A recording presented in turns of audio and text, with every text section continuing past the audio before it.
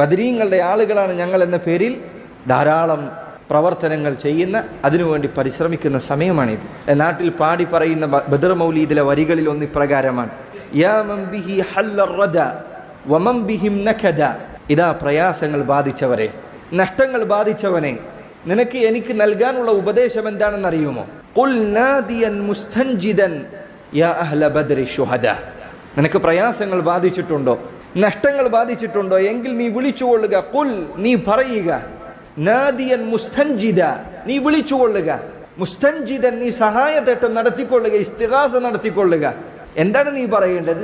യാ അഹ്ല ബദ്രി ശുഹദ, ബദറിൽ മരിച്ചു വീണ ശുഹദാക്കളെ, എൻ്റെ ഈ പ്രയാസങ്ങൾ നീക്കിത്തരണമേ എന്ന് നീ പറഞ്ഞുകൊള്ളുക, നീ തേടിക്കൊള്ളുക. നോക്കൂ നിങ്ങൾ, ബദരീങ്ങൾ എന്തൊന്നിനു വേണ്ടിയാണോ യുദ്ധം ചെയ്തത് അതിൻ്റെ കടക്കൽ കത്തിവെക്കുന്ന വാദമല്ലേ ഇത്? അവർ മരിച്ചു വീണത് അവരെ ദുആ ചെയ്യാനാണോ, അവരോട് പ്രാർത്ഥിക്കാനാണോ, അവരോട്